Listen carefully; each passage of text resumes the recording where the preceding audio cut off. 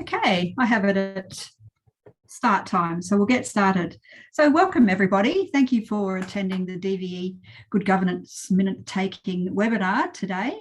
And I'd like to introduce first of all myself, Diane Van Eck. I'm Director and Senior Consultant in Higher Education at DVE Solutions. And my colleagues here today, Amber Daniels, Senior Consultant Governance and Compliance, and Danielle Baird, Principal Consultant Governance and Compliance, both working with DVE in our Governance and Compliance business line. Just briefly, Danielle has over 14 years experience in higher education and been a member of numerous subcommittees of the academic board and has considerable experience as a secretary to various boards. She has led and managed numerous re-registration, course accreditation and CRICOS renewal of registration projects. And she has extensive experience in leading compliance, risk management and quality assurance activities. So welcome Danielle, and we call her Danny. Danny is going to be looking after the Q&A today, and so you can post any questions in the chat section of the webinar and we will endeavour to attend to all of those and respond to them at the end of the session. But if we can't get to all of them, we will be sending out answers, questions and answers to you all by email after the webinar, along with some other nice surprises. And Amber, who is giving the presentation today, has 15 years experience in the university sector, including over 10 years secretariat experience for committees of Senate, Academic Board, Teaching and Learning Committee, Grievance and Misconduct Hearings, and Member Secretary for numerous working parties. She has coordinated and drafted the re-registration submission for the University of Queensland, coordinated the development of and drafted the strategic plan for the University of Queensland for 2022-2025, and has extensive experience in teaching and learning, innovation and policy review and implementation. I would just like to say that I'm grateful that they now work for DVE, so thank you for joining. DVE has been operating for 15 years in the sector now and working with universities, TAFEs and the higher ed providers, and we have provided many hundreds of project solutions around governance and compliance matters, but also in our other two business lines, which are digital technology projects, systems implementation and improvement, and also the third business line, organisational improvement, where we can support change management and specifically business process improvement work, of which there is a lot of need for in the sector since the last 2 years of significant change and restructuring during and post-COVID. Less about us and more about you. So it's lovely to see that we have a large number of people joining us today. And I was doing a quick count and there are over 40 organisations represented by you all. So thank you very much for taking an interest in learning more about such an important matter, which is minute taking and delivery of a very substantial and good set of minutes to your committees and to your leaders within the institutions that you work. And we've got people from various right across the country really, which is great with an online webinar. University of Queensland, Torrens University, Western Sydney, and then we have the Australian Institute of Management, Western Sydney University College, Bond University, FBI Fashion College, Griffith College, just to name a few, TAFE New South Wales, Carnegie Mellon, and also just as for interest, a broad range of people from different roles. So sometimes hard with a webinar to pitch everything to the right level of person attending. And so we hope that there is something in this for everybody because we have people from CEOs across to academic services officers. So with everything in between and across. So it's terrific to see, and I want to thank you very much for attending today. You will be on mute and I can't see you, but as I said, Danny will be in the background taking your questions and we'll respond to those at the end. And I will now hand over to Amber to present her presentation to you today. Thank you so much for your introduction, Di. So we have a fair bit to jump through today, to get through today, guys. So we'll jump right in. I'm Amber. Hello. Our agenda for today: we've done some welcome and introductions. We'll get through some writing minutes of higher education, including key terms, And we'll go through quite quickly in the key terms, but if you need to have, just pipe up in the chat if you need a bit of an explanation of things that I say that might be a bit weird, things like ex officio or a bit of Latin that comes out, just let us know in the chat and we'll see if we can bring that out a bit for you. But eager there, talk about the importance of minutes, why it's important for the higher education standards framework, why it's important for TEXA.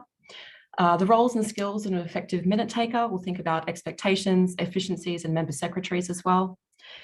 We'll talk about taking minutes, methods, skills, things like action items as well that came through on our pre-webinar questions. We'll get to that as well. And finalizing minutes, including records management.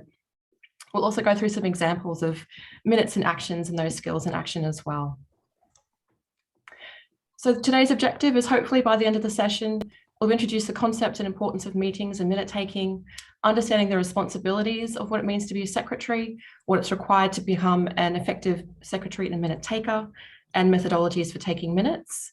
I will note too, just on the term of committee secretary. So sometimes some institutions will refer to secretaries as note takers, or they might be an executive officer taking minutes who are then a secretary. I would suggest that we run with whatever is in your terms of reference. If you are a secretary, or if you're an executive secretary, if you're an executive officer who's also taking notes, just being mindful not to give yourself a new title without the permission of or without having your terms of reference changed appropriately. So just a flag on that one. But in terms of the person that looks after the administrative support of the committee for today, we'll be referring to the secretariat and the secretary. So just some other key terms that might come out today.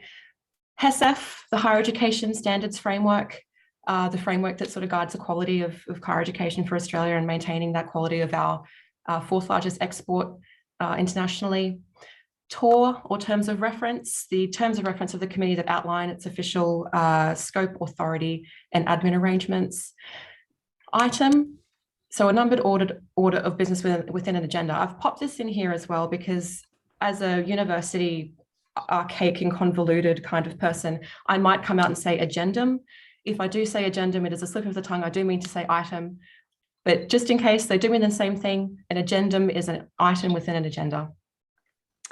A minute, of course, is to record the outcomes of an item or a numbered order of business within the minutes. We've got some information on a member there in terms of whether they're appointed, nominated, elected, or ex officio status. Ex officio means by virtue of the office of their position. So for example, a Pro Vice Chancellor teaching and learning might be the chair of the Teaching and Learning Committee. The Dean might be the chair of the Academic Board in some instances as well. And of course, the Secretariat, along with the chair, the person responsible for the administrative support of the committee. So why are they important? TEXA says that minutes should not only record the decisions taken, but also the basis on which the decision was made, key documents considered, and key points that were taken into consideration by the governing body in making its decision, as well as actions arising. Now, why is that? So the Higher Education Standards Framework, Domain 6, Governance and Accountability, tends to the corporate and academic governance of universities' higher education providers. That requires, in 6.13E in particular, requires that the governing body attends to governing functions and processes diligently and effectively, including maintaining a true record of the business and the governing body. Following on from that, in Domain 7, regarding information management, information systems and records are maintained and securely and confidentially as necessary to demonstrate compliance with the Higher Education Standards Framework. TEXA also says that given the breadth of governance across a provider, given the scope of operations that are covered in those governance processes, minutes and high quality minutes can be evidence, therefore, of compliance with the Higher Education Standards Framework threshold standards. What we find in DVE in a lot of our reviews sometimes is that the minutes don't quite match up with the decisions that were taken by the business, that the minutes don't reflect the reporting and governance frameworks, that the language between committees, the communication between committees to capture and implement actions. So we want to capture decisions and actions. We want to capture them factually and accurately.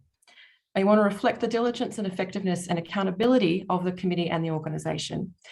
So the minutes are a reflection of how well the business is operating, how well decisions are being made, and how well those decisions are captured in those written documents, those formal sources of truth.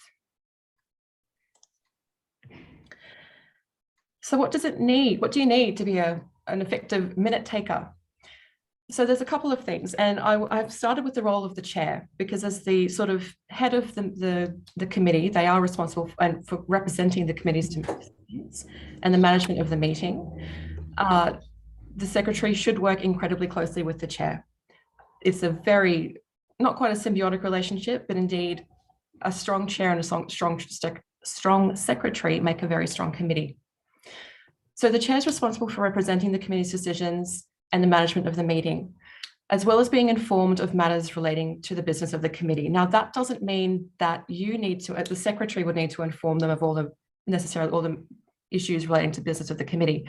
The chair must also take it upon themselves to do that as well. So that's a very key responsibility of the chair, to ensure they are across issues independent and in concert with the secretary. When you meet with your chair, if you've got a new chair, if you're a new secretary, or even existing relationship, do discuss the expectations of the chair for your work, for the committee's work, how the chair and secretary will work together. It's really important to have that relationship and to understand the expectations administratively, particularly when perhaps terms of reference aren't clear in terms of what is required for whether a secretary has voting rights, whether a secretary can speak, and your terms of reference should be clear, but sometimes not everything is perfect. Things like when table documents can be submitted to the committee prior to the committee meeting. So if a member says, hey, I've got a thing I'd like to discuss at the next meeting, but I want to just table it and not have it go through with the regular agenda, the chair might say, that's okay, but I need it 3 days prior to the meeting so that we can have some time to get some work together on that too. Minute takers also aim for efficiency. So you really want to start the draft minutes when compiling the agenda, particularly for member secretaries. And we've had a couple of questions on that for people that are both part of a working party and the secretary to them as well. You want to arrive and prepare early, being comfortable in the space, making sure that any technology, that your pens, for example, are working, not just your computer, the lights, all that kind of stuff. Make sure that the space is set for your committee. And also knowing your committee, knowing names and faces and roles. So it's not necessarily as easy in large committees in universities where you might have 50 people in a meeting, for example. But in certainly smaller environments, if you can have a meeting with your committee members, just to introduce yourself, get to know their names and faces, it really helps then when you are in the meeting and you have a recollection of who that person is when you're taking notes, to just to have an accurate reflection of your minutes and your note taking. Effective minute takers also adhere to appropriate etiquette, including codes of conduct, whatever's in your terms of reference in terms of how a secretary may be able to vote, speak, whether a meeting can or cannot be recorded, and that kind of chair's instructions as well for however they would like the meeting to be run. Minute takers are also, secretariat and administrative work, in fairness, it should always be undertaken impartially as well. So we don't want to impress our own biases onto what we're hearing in the meeting. We don't want to impress our own biases into what we're recording in the resolutions. So again, making sure that we've got a factual and accurate representation of the meetings as we hear them. So what I might do, I just might go back on member secretaries. So we had a fair few questions about this from our attendees today about what to do when you're a member secretary. Now, again, that's a person that is on a working party who is also doing the work of the working party, but is also a secretary. I would suggest too that a member secretary position is not recommended, but it's very common, particularly when the resourcing budget for providers is quite tight. If an assistant note taker isn't available for you when you are in a meeting and speaking, you can ask the chair if the meeting can be recorded. We'll talk about recordings later on in the session, but certainly it can be beneficial to have that recording of your for minute taking purposes. Also ensuring when you capture yourself as a member and secretary in the list of attendees that you are very clearly not just listed as a secretary. You must also list yourself as an attendee and perhaps put in brackets secretary or note taker in that attendees list too. And we will send you some minutes templates after this session as well. You can see how that works in our template for you. Also, to prepare the minutes while you're preparing the agenda, making sure that you have the minutes template prepared ahead of schedule with any resolutions that are drafted as well. Active and effective listening, effective note-taking, being familiar with the content in the agenda as well. And perhaps also noting your key decision points ahead of time of that meeting. So it's then easier to recall what decisions were made if you can't remember what was discussed. So you've written down what you want to say in that meeting. You've had your discussions, you've got that a prompt of what you intended to say, and it then tends to help with your recollection of the meeting. So there's some basic intro to the role. These are the things you want to kind of work with the chair, try and be efficient, start early, and make sure you adhere to those code of conduct as well. So we'll elaborate on skills a little bit more in the next slide, but this is more of a what before, at, and after the meeting looks like from a secretariat perspective, and what you would be expected to do as a role. So certainly before the meeting, ensure that the agenda papers are circulated in the appropriate time frame. So this could be articulated in your terms of reference or governance framework as to when agenda papers should be submitted before the meeting. That might be 7 days, 7 business days. It could be 5 business days. It all depends on your terms of reference and governance framework. So refer to that and make sure you're very familiar with that as a secretary as well. Follow up with members who have not accepted the meeting invite. And this is to check quorum as well as a courtesy to make sure that your members are hale and well. Quorum is the official formal composition of the meeting, or the minimum composition of the meeting, that means that the meeting can be formally convened. So it's a very convoluted way of saying you need to have a particular number of attendees, or members rather. You may need to have the chair in that mix. In some cases, it's perhaps half of the membership's number plus 1 to make sure you have an odd number. It's basically the formal requirement for a committee to pass resolutions.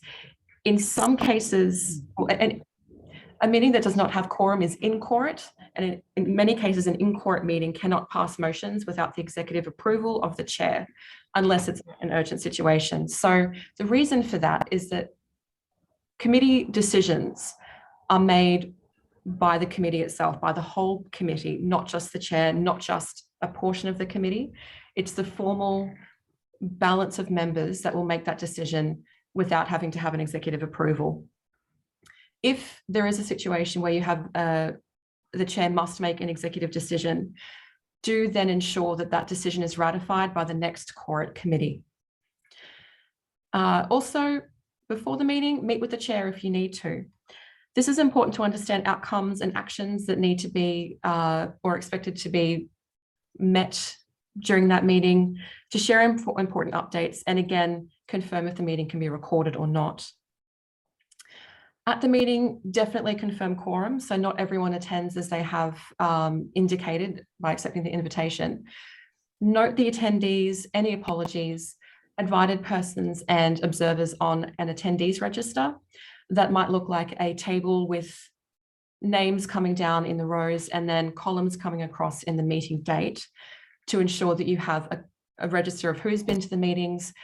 This is important when you have, for example, a term or a section in your governance framework that says a member that hasn't attended the last 6 meetings is then disqualified from the committee, or is no longer appointed as that member. So very important information there to capture. Again, listen actively. Capture key issues, decisions, their rationale, and any actions. So again, we've had a couple of questions about how does one not zone out in a meeting? How do you capture those key issues? How do you not keep a transcript, for example. The key to that, I think, is discipline. Your job there is to listen and to listen actively, but also like any skill, minute taking, listening, discipline, it all takes practice. So I think just making sure that you're very kind to yourself. We're all still learning. I would say eat beforehand for energy, making sure that you've got some food in your tank, some fuel in your tank to keep you through those sometimes 2 or 3 or 4 hour meetings in the worst case scenario. Also noting that this work can be really draining. If you are in either a very, very long committee meeting, if you're in a very dry committee meeting, if you're in a very stressful committee meeting, or for example, misconduct or grievance hearing, it's incredibly draining. So just be mindful that you do need to look after yourself in that respect, and make sure you've got your sort of boundaries and your wellness front of mind there too. Other tricks are to reset your posture. Take a breath. I wouldn't really suggest doing a big stretch in the middle of a committee meeting. It's not that decorum, but certainly just remember that you're human, and this will take practice, but it is your job to listen actively and to make sure that you sort of, again, capture the clarity around those issues. Why are decisions being made? Why are decisions not made? Why have we come to this decision? What forms, what information have we used to make this decision? Capturing that kind of information helps TEXA assure itself that the committee is diligent, has accountability, and has some integrity too. So then after the meeting, immediately review your notes and then expand or clarify them as necessary. So you might find that you develop your own sort of code of shorthand for whatever people are talking to at the time. So if I think back to my uni days, to keep this sort of non-business, if we were talking about energy policy, I might literally write the letters NRG, and it phonetically says energy. The first time I did it and I looked back at it, I thought, what is NRG? Immediately review those and expand those, because it took a couple of times for me to go, oh, right, energy policy. Just make sure that you've got those little shorthand things you come up with on the fly. Make sure you put them in your margins as quickly as you can. Then complete the draft minutes as soon as possible. That will also help with accurate recollection. It's very difficult to come back to your meeting notes 2 or 3 weeks after the event and go, hang on a second, what did we talk about? What does that acronym mean? Sometimes, given workloads, it is common for that to happen, and you do take a bit of time to get to your minutes. I would very much encourage you to block out that time and make that a priority to ensure that you have accurate recollection.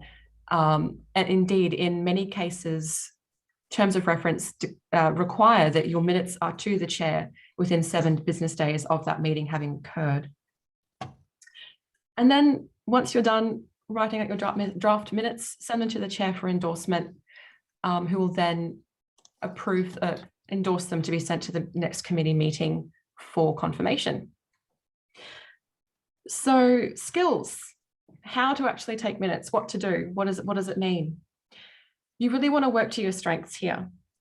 You want to make sure that you know yourself in a way that helps you get the best possible outcome.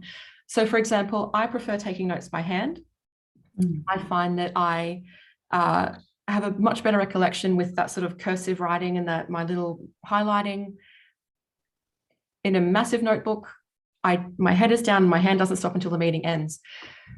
I find that if I type on a computer, I have zero recollection of any conversations that were had. Also, and this harkens back to not zoning out and how to listen actively. We're not trying to capture a transcript of the meeting. We're not trying to capture, how do we say, a reproduction of the agenda even. We simply want to capture the discussion around the issue, the decision that was made, and what action was taken. Minutes should make narrative sense. They should have a logical flow, but they are also meant to be read in conjunction with the agenda. I should be able to read a minute and understand the issue and what was decided, but I can then refer to the agenda for any of that other information that came through with the papers, rather than having to regurgitate that in the minutes. However, anything that was tabled and was not in the minutes, not in the agenda, should be recorded in the minutes to make sure that that is clear what was brought to the committee's attention and in what form. So it might be that a member referred them to a website and said, let's look at this website. So you capture in the minutes that members referred to this website at this URL on this date, to make sure you have that accurate recollection of that as well. You want to listen for salient points and substance. You want to track speakers and their initials. So initials beside the note that they've spoke. Let me try that again. Place the initials of the speaker beside the note you've taken for their piece. So you know you're not actually necessarily saying a member said. You can track who actually said what. And we'll get to why that's important a little bit later. But also, we must track votes and resolutions carefully. In some cases too, it might be necessary to track who voted and how they voted. But again, do not write a transcript of what people have said. For example, if you were taking notes of what I have said in the past 25 minutes, I can promise you it would not be a very good minute if it was simply a transcript. Just capture the key points. Also watch the speakers. So things like eye contact or verbal confirmation can flag importance as well. So this in the olden days before COVID, and we all sat in a nice big room, we could see members would be nodding together, and you would know that yes, everyone thinks that's an important point. You might make eye contact with the person that's speaking, and they nod at you and they kind of look at your paper. So it's like, that's an important point, write it down. Or people will say, make sure you minute this, please. Or they'll say, make sure you don't minute this, please. It's that kind of ensuring that you have that relationship with your members as well, and your presence, that they know that they can make contact with you to have that conversation as well. It's a sub-conversation. I'd suggest also making sure that you are comfortable with the chair. If you're ever lost, sometimes just looking at the chair with a quizzical look can help them help you and slow that meeting down and ask if you need clarification. And I think that's all I want to say about watching speakers at this point. We'll move on. I think too, listening for what decisions are made and why decisions are made isn't necessarily clear until after the decision has been made. So it's not necessarily information,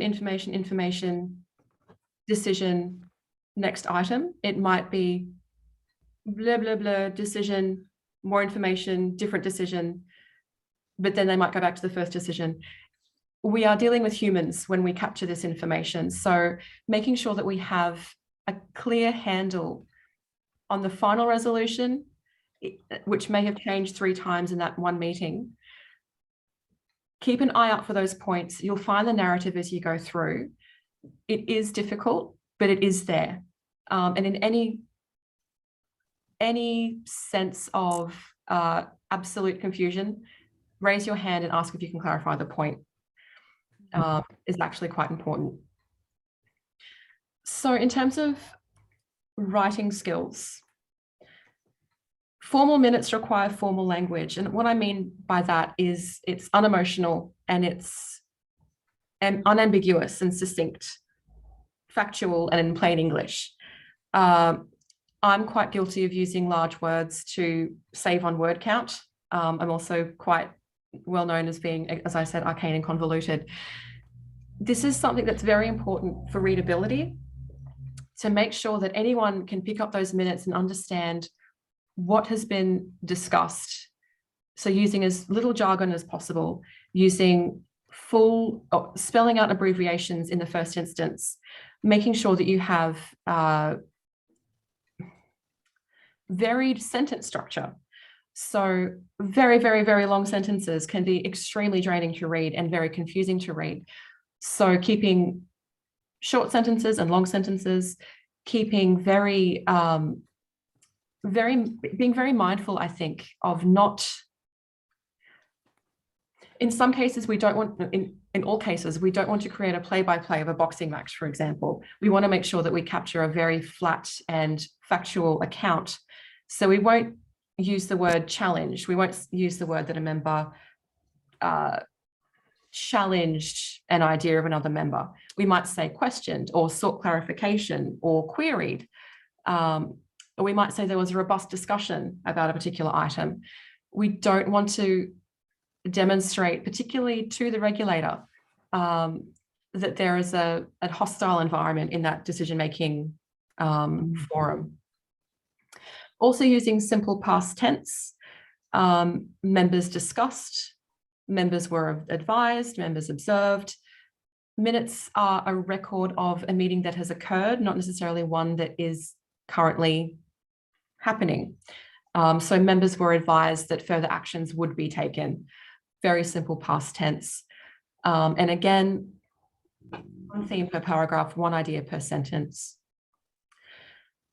Now, capturing dissent and expert opinion. So this is where tracking speakers and their initials is important.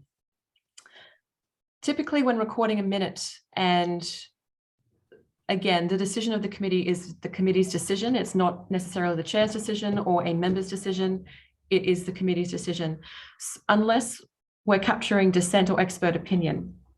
So in a situation where all members agreed that coffee should be served on Thursday morning, members agreed that coffee should be served on Thursday morning. However, Dr. Jones has suggested, or Dr. Jones advised that he was allergic to coffee, therefore he suggested tea should be served as well. Capturing that kind of dissent means that, yes, Dr. Jones, A, can't drink coffee, not just a member. Now, I would scale that up to a much more significant application. It could be something about financial planning. It could be something about operations, tea and coffee, just to keep it light for this afternoon. In that case, I would capture the member's name. In all other cases, I would not capture the member's name. It would simply be members agreed, members discussed. Mm-hmm. So drafting minutes also with the regulatory requirements in mind, but not writing to the regulator. So that's more understanding that good governance, familiarity with the HESF and applicability to the HESF reflect that from the first or second slide, good minutes are evidence of compliance with the HESF. So you want to sort of be familiar with the higher education standards framework, understand how your committee interacts with that HESF. DVE will be releasing a newsletter article soon that encompasses why governance is important and how you can map your committee to the higher education standards framework. It helps you understand, it helps you identify gaps that you might be having in your committees. It also helps you understand why your committee is important, why your work is important, and how that helps the entire organization show that it's compliant with the framework standards. I'll just get into here a little bit about recording technologies. So we had a lot of questions come through about recording technologies, whether minutes can be recorded and the minute itself can be the recording of the meeting, different platforms and that kind of thing, software platforms. It's very important to remember that notes, recordings, audio recordings, video recordings are discoverable by Texa. It's not best practice to keep meeting notes, to keep any of these recordings that have been used as minute writing aids after the minutes have been confirmed. There's a lot of good reason for that. A lot of that is a lot of confidential information is often spoken about in committee meetings that should not be recorded in the minutes. It's either irrelevant or it's better captured in a form that is agreed by the committee as opposed to the committee's general conversation about that item. Practically, it's far easier to scan through a few pages of minutes as opposed to scrubbing through 3 hours of audio to try and find the point that you're looking for. And again, as I said, remembering that minutes are the formal agreed outcomes of the committee's business. You really want to make sure that you are presenting or representing the discussions and the resolutions of your committee with as much accountability and integrity as possible. And that doesn't always come across in a transcript or a recording your job is also to protect that integrity of the committee as well, and sometimes protect them from themselves and where they express themselves. And we'll get to that in the examples as well. There are software programs on the market that can help you structure an agenda, structure your minutes, to record your minutes as they occur by typing, for example. You'd need to decide what's best for your company and what's best for your context. There are very many different providers represented here with us today. So there are very equally diverse contexts. I would strongly advise that you do not implement new technologies, new recording technologies, new minute-taking technologies in your committee meetings until you are certain that the technology works, or it will not disrupt the meeting if it fails. So making sure you've got those backups. Of course, technology issues happen and meetings sometimes need to be rescheduled. But if you've got this new recording technology that you're relying on to capture that, and you're not taking notes because you've got this tape deck that isn't working and you didn't realize until after the meeting was finished, you've really lost that valuable information. And again, emphasizing to destroy notes, recordings once your formal minutes are confirmed by the committee, just to protect the integrity of the board. And I think that's about all I want to say about that one. So action items must also be captured, and this is a text requirement. So these are actions that arise from the committee's discussions and decisions. You must keep an actions register. It is one of the most fundamental pieces of information that show and assure the board itself or the committee itself that work is being done, that they are being productive, and where work is at that particular point in time in the meeting. I've got an example here of a actions register table, and that is in the minutes template that we'll be sending you as well. So you'll have a bit of that. Only completed actions that are minuted as such, so only actions the committee have agreed are completed, can be removed from the register. That saves, obviously, actions being lost and falling through cracks. It's very important too to ensure that the item number on the action register, so we've got here items 1, 2, and 3, is unique to the register. So I wouldn't replace completed items. For example, if I've completed item 3 and it gets removed from the register, the next item on the list would be 4, because item 3 is unique to that particular meeting. Just to make sure you keep a register of that, or keep track of that as well. So on the bottom of the screen, and I've included this for our university colleagues, I think in my experience, I've only really experienced this in the starred margin in a university context. So here I've got a minute that says it's related to point 3 in the action register table. The chair thanked members for declaring their interests and advised that the information will be recorded on the register of members' interests retained on file by the Secretariat. And then we've got some very clever symbols and letters to the right of that margin. These are very, I won't say archaic, but I'll say archaic, but ways of capturing decisions of a committee in a university context. So in our example, the action here is for the secretary, ASEC action secretary. And to be fair, that SEC should be, the EC should be in lowercase, so we're not confusing perhaps a student experience committee abbreviation there. So that's my mistake. But certainly ASEC means that this action is ascribed to the secretary. We've also got terms like RN and RC, referred for noting, referred for consideration, and a dash to the next committee up, or sorry, the next committee. So referred for noting to teaching and learning committee, referred to consideration, referred for consideration to academic board. The star, the asterisk, is added when that action has been completed.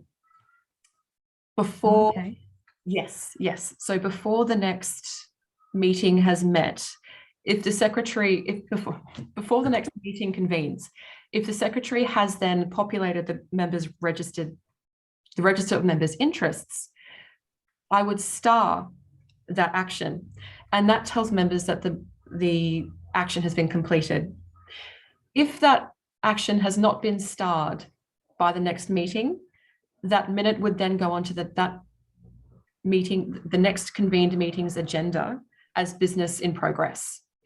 And then we'll just keep that flow through. So that's how we sort of track what is done, what hasn't been done, how it then interacts with the next agenda, and how we don't let actions fall through the cracks.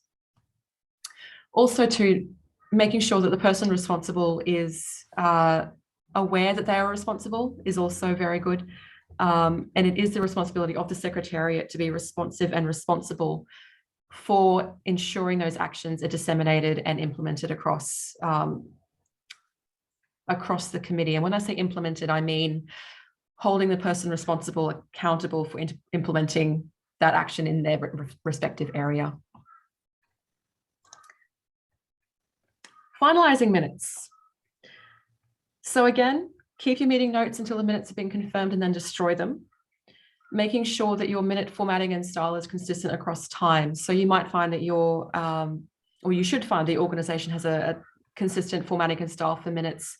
I would highly encourage a single formatting style for minutes minutes and agendas as you go across your organization. You may find that in larger organizations, the minute and formatting style, agenda and formatting style gets more complex as the committee gets more complex and a bit higher in the hierarchy. And just making sure really that it's identifiable at a glance.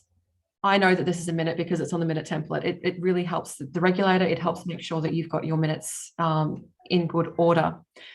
And again, ensuring that any evidence for re-registration, registration, any TEXA assessment, making sure that your information is in order does wonders for ensuring that you have a good impression, basically.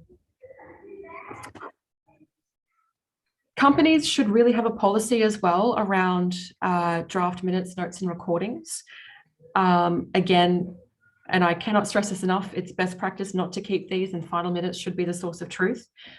So any policy that just explains records management requirements, appropriate destruction of records requirements in a notes kind of way. We'll get to destruction of records in a second. But just making sure there's a policy around that for staff to refer to, so there's consistency across your organization as well, is really important. So once your minutes have been finalized and you've written them up, they need to be endorsed by the chair before they're circulated. So endorsed means not yet approved. Minutes are approved and confirmed by the committee as a whole, the Corit committee. You would disseminate actions and outcomes of motions to other governing bodies. Again, similar to the previous slide, referred for noting, referred for consideration, actions passed on, and being mindful of critical paths as well. So that might mean that your working party or your committee meets 3 weeks prior to the next parent committee meeting. So you have to make sure then that your minutes are either endorsed or confirmed prior to that next meeting, and just keep that governance flow going as well as you can. It doesn't always line up well, and it's not always neat. In fact, I would say it's mostly messy, but certainly keeping an eye on that and making sure that you've got a good relationship with different secretaries and chairs to keep that flow as smooth as possible is very useful. And then again, minutes of the previous meeting confirmed for the subsequent convened meeting. So records management was one of the main featuring question we had from our attendees in registration. Records management is essential. Sound records management is essential, not just for the HESF and for the business.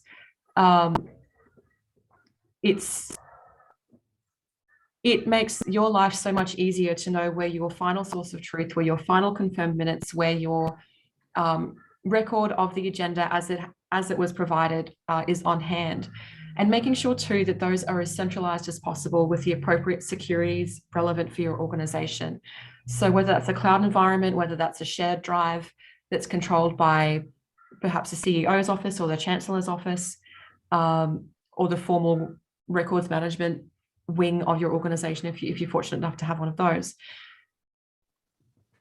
It's critical that these documents are kept for as long as is required. what that means is that, for example, ASIC, the Australian Securities and Investments Commission, requires that financial information, for example, is kept for at least 7 years for financial decisions. For business decisions, they should be kept for the life of the business. So that means that a decision made in 1983, I should still be able to find that information in a records management system or in a centralized system, because that decision in 1983 might have been the purchase of a new campus. And I need to know why that particular campus was purchased, or I need to know why this particular course was introduced, why a particular statue in the gardens was erected and who it was for, who was the sculptor of said statue. So it's these kind of things that, when they have such meaning to an organization, need to be kept on file.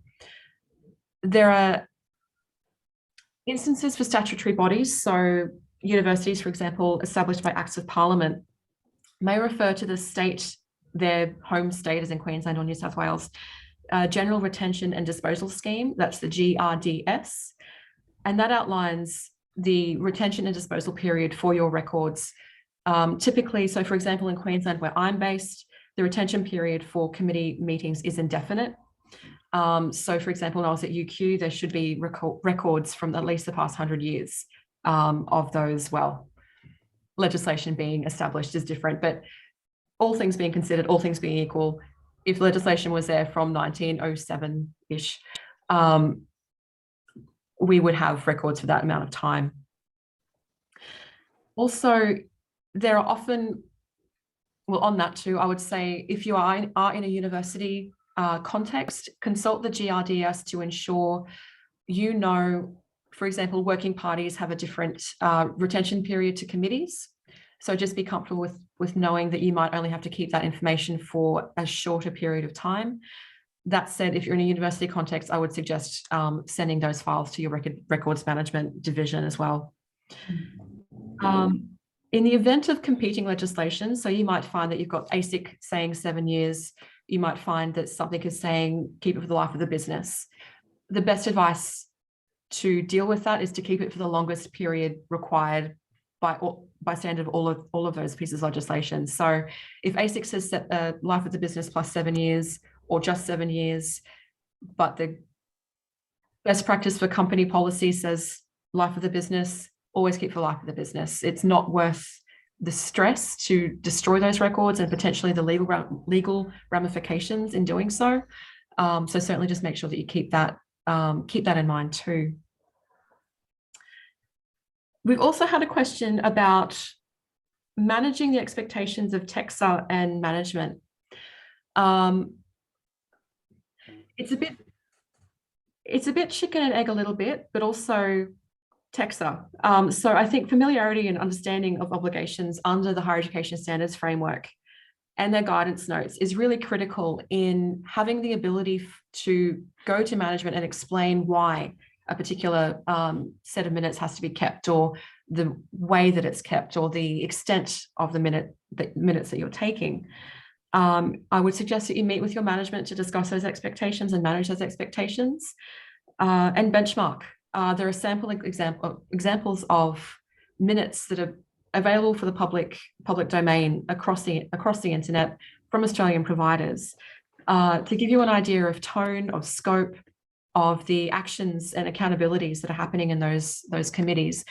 I will say that not all of them are very good, but there's certainly something to benchmark against and to give yourself a bit of an idea of what's going on around there and what those expectations might be. So we'll move on to some examples. I think we're tracking okay for time. Example one is about capturing discussion and choosing the right language, using formal language and adding context to a minute to capture rationale and actions. So in the meeting, Mr. Smith has said, I don't see why money is such an issue. Why can't they just give it to us? And the chair has said, I'll see what's happening and report back next week. The minute would be a lot more formal than that and a lot more, provide a lot more context. In response to a query regarding the funding arrangements for the project, the chair advised arrangements would be investigated and an update will be provided at the next meeting. The conversation didn't necessarily say there'd be an action. However, I'll see what's happening and report back next week is an action. And I've heard that and I've noted it. And I've said, Chair, to investigate and report on funding arrangements for the project for consideration at the next meeting. So it's quite repetitive in that situation. The action doesn't necessarily need to be captured with, well, it should be captured with the minute, but then also captured on the register. I would also then keep that action verbatim from the minute in the register to make sure that that's consistent as well. So then the next meeting, we can say, yes, the chair's investigated and reported, and you've got a nice little feedback loop. Example 2 is a bit more identifying with dissent. So this is where we capture the name of the member. This isn't going to suit our planning timeline. So Mr. Smith. Mr. Smith happens to be the Director of Planning. So the Director of Planning disagreed with the approach of the proposal, advising that it's not aligned with the timeline of the strategic plan. And he suggested an alternative course of action summarised as follows. So Mr. Smith might have gone into very great detail and perhaps extraneous detail as to what our planning timeline was and what he thought. But it's your job then to summarise those key points that help us get to the next part of the decision or the next part of the committee meeting. So I've identified Mr. Smith as the Director of Planning, and I've then given enough information in that minute to help the reader understand, the reader who was not in the room, understand what was happening in that meeting. The final one, and this is a two-parter. So this is an agenda item from a imaginary academic board about the establishment of Teaching and Learning Committee.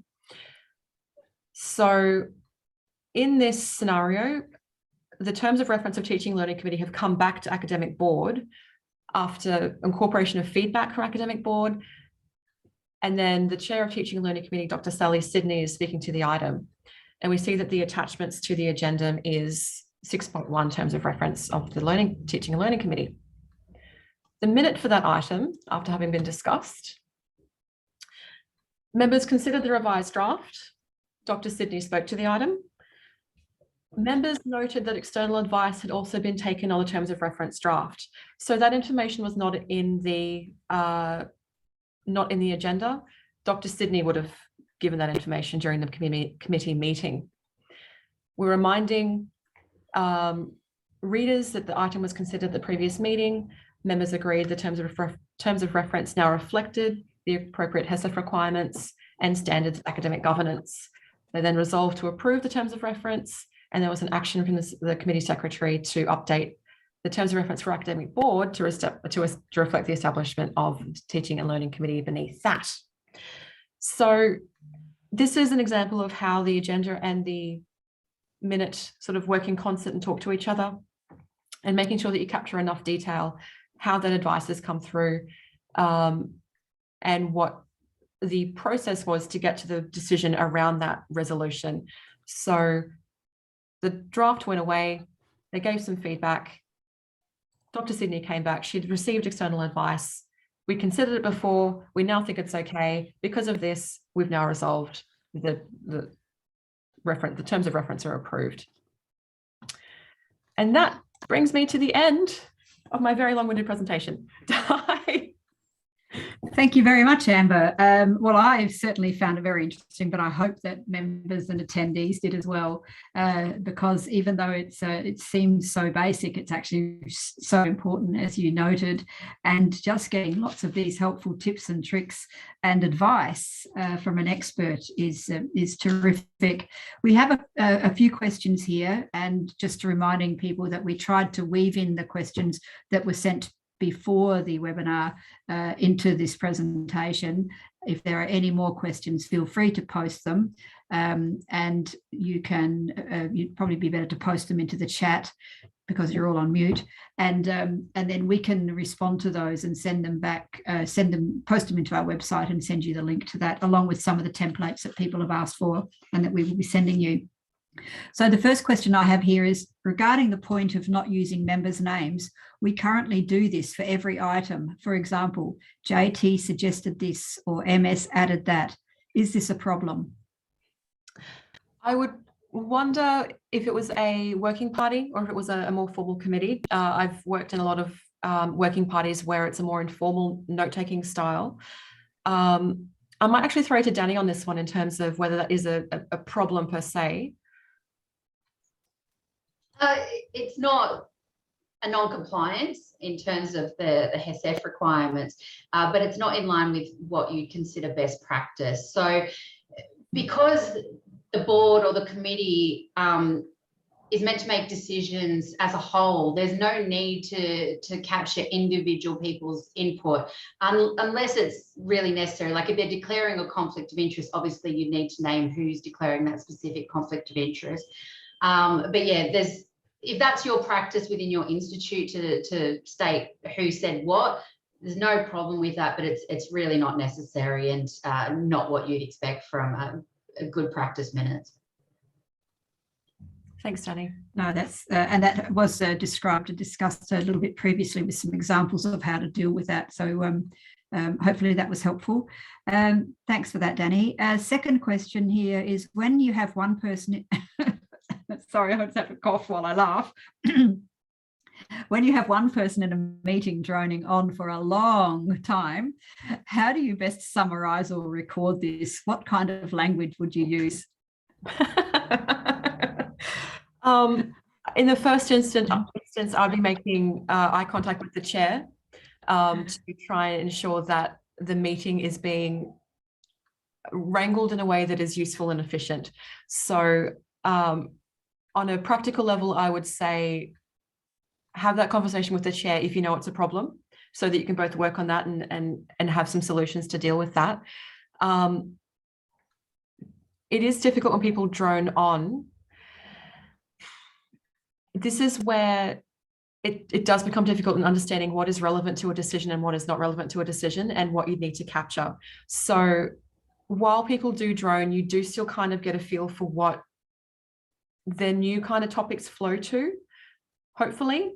And if they're not, then is it relevant? Is the information relevant? So are you familiar with your agenda? You need to be familiar enough with your agenda and the items within it to understand what is relevant and what is not, and discussing that with your chair. Otherwise, I have been very fortunate actually to not have many droners in my experience. I'm not quite sure if Danny's had any other feedback on that, but it is difficult. Certainly, again, it is your job to be listening, and it is your job to be mindful of what people are saying, mindful that people are different and people have very different approaches to communicating. Some people speak very quickly, some people speak very not so quickly. But yeah, it is a difficult one, but certainly work on that with your chair. Yeah, completely agree there. And this is where the role of the chair is crucial, because they need to be very good at getting people to stick to the points and to wrap up their conversations and to not end up droning on for ages. So if you've got a good chair, great. If not, they might need a bit of training on their role as a chair, which, you know, reach out to DVE if you need any help with that. But yeah, and then if they're droning on a lot and you're finding it hard to keep up, don't be afraid to sort of say, oh, hold on, sorry, can you just repeat what you said? Because it is crucial that the secretary does capture the necessary information. What I've also found as well is don't be afraid to reach out to the person after the meeting and go, look, can I make sure I just captured this correctly? Is this what you said here? And reach out to them privately, and they usually have no problem checking what you've said and to make sure that you've captured exactly what they've said. Excellent, thank you. I found one little helpful phrase that I use a lot. I chair a committee that has some droners in it, and I just use, I'm mindful of the time and look at my watch. And that's if I'm chairing it or if I'm the secretary. A couple more quick questions. What if no decision is sought from the committee, but it is on the agenda for discussion? How do you record this? Yeah, this is really important actually. So I reviewed a few providers' minutes now where I've seen an item was on the agenda for discussion at the committee, but there was no record of that on the committee minutes at all. So whether if that agenda wasn't discussed, it needs to be recorded on the minutes that the time wasn't available to discuss the item, or the item was moved forward to the next meeting, or the item was dismissed. If there was a discussion but no resolution, you still capture elements of the discussion. So what the committee talked about, and then you might say, and no resolution was reached. You might say then that depending on the conversation, if there's more actions to be made, if there's a referral to a different committee, if there's this will be a standing item, that kind of thing, noting if you know what happened, if it's clear what happened. It's not always clear. In that case, I go back to the chair and ask them how they'd like that minute to be finished. Yeah, great. Thanks. I've got a couple more questions. I'm mindful of the time. I like to finish on time, but if anyone wants to stay back and listen to these answers for the last two questions, that's fine. I just want to check one thing. A few people have asked if this presentation is going to be sent out, and Danny, correct me if I'm wrong, it's going to be added to our website and the link will be made available to people through a follow-up email. That's right, isn't it? That's correct. Yeah, we'll also be providing a copy of the recording from today and a minutes template. Excellent. So last two questions. When capturing a member report, is it best practice to just summarise their report that has already been circulated to members, or attach it to the minutes? In my experience, if that report is already attached to the agenda, then that should be a part of the agenda, and you would capture a discussion around that report, or you'd capture key points that might not have been included in that report. So the verbal update shouldn't be a verbatim reading of that report. So I'd capture that kind of information. Depending on the significance of the report as well, and the significance of the decision, if that report was tabled, I would attach that report to the minutes to make sure there was a formal record of how that informed the decision. Excellent. Thanks, Amber. And last question, is it appropriate for a member to regurgitate the papers they submitted, or should it be assumed they are read and only have the member speak if they have items for approval? I'm definitely going to throw to Danny for that one. That's quite political. Thanks, Amber. Look, this is where it's so crucial to induct people to your boards and make it clear what they should be doing. And if you've got any guests in, make it clear to them as well that the papers should be assumed read, but they might give high-level key points or give any context or anything that might not be in that paper, but they definitely should not be regurgitating that paper and taking up time. There's a lot of material to get through in a very short meeting. So usually the paper should be assumed read. It's more an opportunity to discuss any questions that might have came out of that paper and to agree on any actions or resolutions that come out of that. Lovely. Thanks for that, Danny.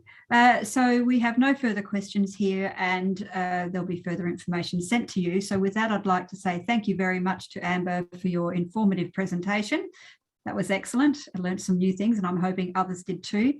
And Danielle as well. We have a special offer, if anyone is still here, for 3 organisations to receive a 1-hour free consulting session.